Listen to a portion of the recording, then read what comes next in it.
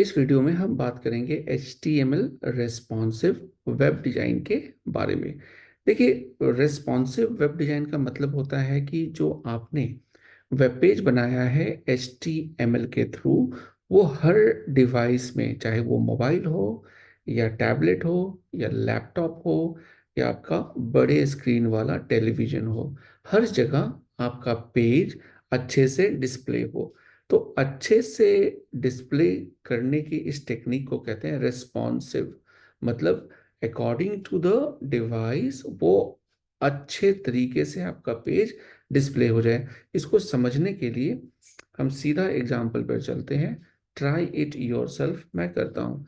यहाँ पर आप देख सकते हो, ये हमारा एक पेज है और इस पेज के टॉप में कुछ हेडर का कंटेंट है। लेफ्ट साइड में आपके पास कुछ हाइपर लिंक्स है और उसके बाद यहाँ पर आपका कंटेंट है। नीचे अगर आप जाओगे तो आपके नेक्स्ट कंटेंट से व्हाट वेयर प्राइस, और सबसे नीचे में आप देख सकते हो ये फुटर है। अब इसको रिस्पॉन्सिव को समझने के लिए हम क्या करने वाले हैं, हम इस ब्राउजर के विड्थ को छोटा करेंगे। चलिए, इसको मैं ऐसे छोटा कर रहा हूं। अब आप देखना ध्यान से कि ये द वॉक वाला जो हाइपरलिंक और ये कंटेंट, ये क्या होता है इनके साथ जब ये छोटा होता है। यहाँ तक ओके है। अब जैसे ही मैं इसको यहाँ, ये देखो, यहाँ मैं इसको इतना छोटा करता हूँ तो ऑटोमेटिकली जो ये द वॉक है, जो कंटेंट है, वो नीचे आ जाएगा। तो मान लेते हैं ये आपका मोबाइल है जिसका जो रेजोल्यूशन है 472 और 609 है। ओके, तो आप यहाँ देख सकते हो कि आपका हेडर तो यहाँ पर आ गया, जो हाइपरलिंक था वो आपको क्लीन अच्छे से यहाँ डिस्प्ले हो गया। इसके नीचे आपका कंटेंट द वॉक आ गया, फिर उसके नीचे ये बाकी का कंटेंट और लास्ट में फुटर आ गया। अब इसी को मैं बड़ा कर देता हूँ। ये देखो, बड़ा करते ही ये देखिए, अब यहाँ जब इसको यहाँ तक तो ओके था सेम, और मैं इसको बड़ा करता हूँ तो ये जो आपका व्हाट और वेयर, ये वाला जो कंटेंट है राइट साइड वाला, ये भी आपके राइट नेविगेशन में आ गया है। ये देखिए, और फिर इसको आप ऐसे डिस्प्ले कर सकते हो। तो आप समझ लो, ये 3 कॉलम्स है, 2 कॉलम है और ये 1 कॉलम है। तो ये इस एग्जांपल से आपको समझ में आ गया होगा कि रेस्पॉन्सिव वेब डिजाइन क्या होता है। तो रेस्पॉन्सिव वेब डिजाइन को करने के लिए सबसे पहले हम यूज करते हैं व्यू पोर्ट, और हमें व्यू पोर्ट को सेट करना होता है। पिछली वीडियो में भी मैंने आपको इसके बारे में बताया था। तो देखिए, व्यू पोर्ट को सेट करने के लिए हम मेटा एलिमेंट यूज करेंगे, meta name equal to viewport, और कंटेंट में हम विड्थ को डिवाइस विड्थ सेट कर देंगे और इसकी इनिशियल स्केल को 1 रखेंगे। तो अब एक और एग्जांपल मैं आपको दिखा देता हूं कि अगर आप व्यू पोर्ट मेटा टैग नहीं लगाते हो तो आपके मोबाइल पे आपका जो पेज है, देखो यहाँ कुछ इस तरीके से दिखेगा। आपकी इमेज ऐसे आएगी और कंटेंट छोटा छोटा, ऐसे बिल्कुल छोटा सा दिखेगा। तो ये आपके रीडेबिलिटी के लिए सही नहीं है। लेकिन अगर आप व्यू पोर्ट अप्लाई कर देते हो तो आप ध्यान दोगे तो आपकी जो विड्थ है इमेज की, वो पूरे स्क्रीन पर यहाँ तक चली गई है, जिससे आपका इमेज अच्छा दिख रहा है और आपका जो टेक्स्ट है वो भी काफी रीडेबल है। तो आप यहाँ इन दोनों में डिफरेंस देख सकते हो कि व्हाट इज द डिफरेंस, कि जब हम व्यू पोर्ट यूज करते हैं, अब जब नहीं करते हैं। जब नहीं करेंगे तो कुछ इस तरीके से दिखेगा, और जब व्यू पोर्ट यूज करेंगे तो हमारा अच्छा रिस्पॉन्सिव डिजाइन दिखता है। चलिए, नेक्स्ट है रेस्पॉन्सिव इमेजेस।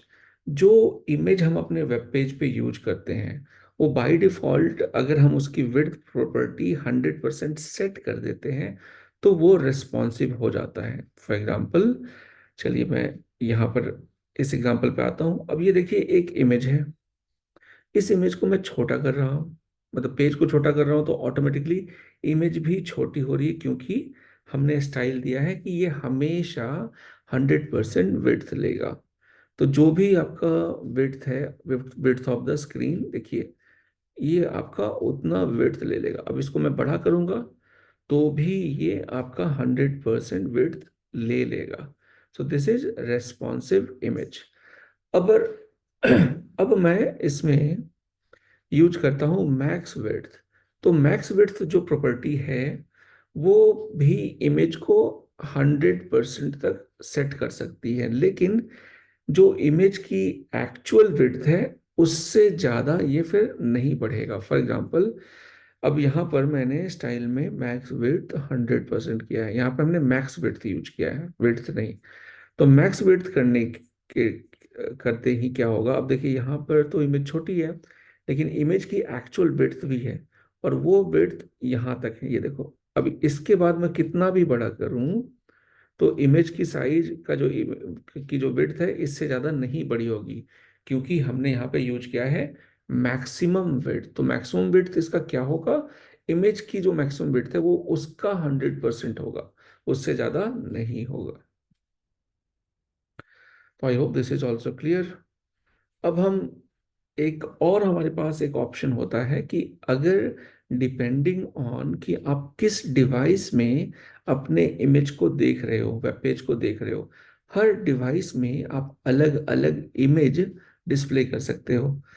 तो उसके लिए हम क्या करते हैं, हम यूज करते हैं पिक्चर एलिमेंट। चलिए एग्जांपल पे चलते हैं, पहले समझते हैं। देखिए अभी हमारा विड्थ कुछ इतना है, ठीक है, पेज का। अगर मैं इसको छोटा करता हूँ, ये देखो, तो ये इमेज जो फ्लावर की है वो चेंज हो गई, ठीक है। और जैसे ही इस पार्टिकुलर विड्थ के बाद आपका जो वेब ब्राउजर का विड्थ है बड़ा होता है, तो इमेज चेंज हो गया। तो इसके लिए हम यूज करते हैं पिक्चर एलिमेंट, और पिक्चर एलिमेंट के अंदर हम लिखते हैं सोर्स टैग, और सोर्स के अंदर एट्रीब्यूट होता है SRC सेट। और यहाँ आप ध्यान दो तो यहाँ पर हमने एक एट्रीब्यूट यूज किया है मीडिया। तो मीडिया एट्रीब्यूट क्या बताता है कि मैक्सिमम विड्थ 600 तक तो स्मॉल फ्लावर आप लगा दो, लेकिन जैसे ही 600 से ज़्यादा विड्थ होती है और मैक्सिमम 1500 तक, वो इमेज फ्लावर्स के नाम की जो इमेज है वो दिखेगी। तो अभी आपको जो दिख रहा है वो इमेज फ्लावर्स दिख रहा है। जैसे ही वो 600 पिक्सल से कम होगा, वो आपका इमेज हो जाएगा IMG a small flower. So I hope this is also clear to you. अब इमेज की तरह हमारे पास रेस्पॉन्सिव टेक्स्ट साइज भी होते हैं। मतलब जो आपने टेक्स्ट लिखा है हेडिंग में या पैराग्राफ में, उसको भी डिपेंडिंग ऑन व्यू पोर्ट आप उसको बड़ा छोटा कर सकते हो। तो देखिए यहाँ पे एक प्रॉपर्टी हम यूज करने वाले हैं, यूनिट यूज करने वाले हैं, VW। तो VW का मतलब होता है व्यू पोर्ट विड्थ। और व्यू पोर्ट विड्थ होता क्या है, सपोज कि हमारे पास 550 सेंटीमीटर की विड्थ है, जो आपका ब्राउजर है या आपके मोबाइल का जो विड्थ है। तो अगर 50 सेंटीमीटर वाइड है व्यू पोर्ट, तो 1 VW जो यूनिट है उसकी वैल्यू होगी 1% of that, that is 0.5 centimetre. तो चलिए इस एग्जांपल को भी दिखा देता हूं मैं। अब देखो ये रेस्पॉन्सिव टेक्स्ट है, ठीक है, और यहाँ से लेकर यहाँ तक आपका जो विड्थ है उसके हिसाब से हमने सेट किया है 10 व्यू पोर्ट विड्थ। अगर मैं इसको बड़ा करता हूं तो ऑटोमेटिकली आप देखो आपका जो टेक्स्ट है वो भी बड़ा हो रहा है, छोटा कर रहा हूं तो वो उसी प्रोपोर्शन में बड़ा या छोटा हो रहा है, ठीक है। उसी तरीके से हमने यहाँ पर पैराग्राफ में विड्थ सेट किया है 5 VW। तो आप यहाँ पर देख सकते हो किस तरीके से पैराग्राफ या हेडिंग काम कर रही है यूजिंग द यूनिट VW।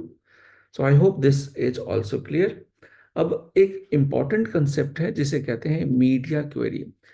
तो मीडिया क्वेरी में बेसिकली हम क्या करते हैं, हम सेट कर देते हैं कि कितने से कितने विड्थ तक कौन सी CSS की प्रॉपर्टी अप्लाई होगी। मतलब कि अगर आपका जो मोबाइल डिवाइस है तो उसमें हम सेट कर सकते हैं कि मैक्सिमम 500 पिक्सल की विड्थ तक मुझे जो CSS में जो प्रॉपर्टी यूज करनी है, may be like background colour या फ्लोट प्रॉपर्टी जो यूज करनी है वो लेफ्ट होगी, ठीक है, या विड्थ जो है वो 20% होगी। तो चलो सीधा मैं एग्जांपल में आपको दिखाता हूँ और आपको समझाता हूँ। यहाँ देखो आप, मीडिया क्वेरी हमने यहाँ यूज किया है, और यहाँ पर हमारा लेफ्ट मेन्यू, मेन कंटेंट और राइट कंटेंट, ये तीनों अलग अलग अलग अलग लाइंस पे डिस्प्ले हो रही है। लेकिन जैसे ही मैं इसको बड़ा करता हूँ तो ये देखिए, यहाँ जैसे ही हमने बड़ा किया, बड़ा कितने तक, हमने यहाँ पर मीडिया क्वेरी लगाई है 800 पिक्सल की, तो मैक्सिमम 800 पिक्सल तक तो ये चलेगा ऐसे। लेकिन उससे जैसे ज़्यादा होता है ऑटोमेटिकली क्या होगा, देखो 800 पिक्सल तक हमने विड्थ लिया है 100%। तो लेफ्ट क्लास हो या मेन क्लास हो या राइट क्लास हो, तीनों की विड्थ क्या है 100%। लेकिन जैसे ही 800 से हम बढ़ेंगे तो इसकी विड्थ चेंज हो जाएगी, और विड्थ क्या चेंज हो जाएगी, विड्थ हो जाएगी लेफ्ट की 20%। आप देख सकते हो ये 20% है। फिर आपका मेन जो है ये आपका 80% और लास्ट वाला भी 20%। और तीनों की जो फ्लोट प्रॉपर्टी है वो हमने लेफ्ट कर दी। तो एक एक करके वो एक दूसरे के ऊपर लेफ्ट में फ्लोट भी हो जाएगा। तो आपका आउटपुट कुछ ऐसा दिखेगा। तो ये था एक बहुत ही अच्छा एग्जाम्पल जिसमें आपको समझ में आ जाएगा कि मीडिया क्वेरी कितना इफेक्टिव है और कैसे काम करता है। तो यहाँ पर एक रेस्पॉन्सिव वेब पेज का पूरा एग्जांपल है। इसको आप एक मिनट होगी, बस लास्ट। तो यहाँ पर आप रेस्पॉन्सिव वेब डिजाइन का पूरा एक कंप्लीट एग्जांपल देख सकते हो। यहाँ पर आपका हेडर है, लेफ्ट बार है, बॉडी है, राइट बार है और फुटर है। इसको मैं अगर मैं बड़ा करता हूँ तो कुछ इस तरीके से दिखेगा, और छोटा करते ही ये देखिए एक ही कॉलम में सारी चीज़ें आ गई है। तो इस एग्जांपल को आप करके देख सकते हो। तो अब हम बात करते हैं रेस्पॉन्सिव वेब डिजाइन फ्रेमवर्क्स के बारे में।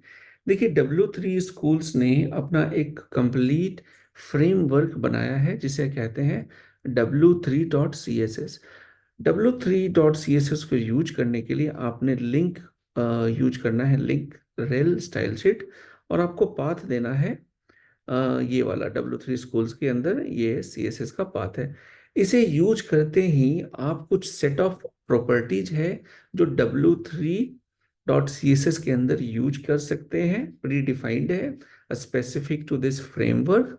और उसे यूज करने के लिए आप सीधा इसके क्लास को यूज करोगे। जैसे इस एग्जांपल में div के अंदर हमने यूज किया है W3 कंटेनर।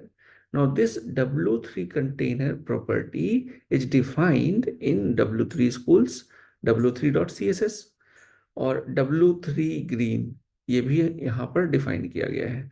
देखिए हमने कोई भी कस्टम खुद से कोई क्लास नहीं लिखी, इसका आउटपुट हम सीधा ट्राई इट योरसेल्फ में चलते हैं। यहाँ देखिए, तो ग्रीन कलर यूज करने के लिए ये वाला आप क्या यूज करोगे, W3 ग्रीन। ठीक है, ये कंटेनर है। अब इसको अगर आप देखो, लंदन, पेरिस और टोक्यो, इसको तीन अलग अलग कॉलम्स में हमने बनाना है। तो पूरे पेज के विड्थ को वन थर्ड डिवाइड करने के लिए आप यूज करोगे W3 थर्ड। तो ये W3 थर्ड क्या करेगा, ये ऑटोमेटिकली आपके पूरे विड्थ को वन थर्ड में डिवाइड कर देगा। तो आपने यहाँ पर तीन वन थर्ड ले लिया, लंदन, पेरिस और Tokyo. So using this framework आप कंप्लीटली एक अपना पेज का, वेबसाइट का लेआउट तैयार कर सकते हो।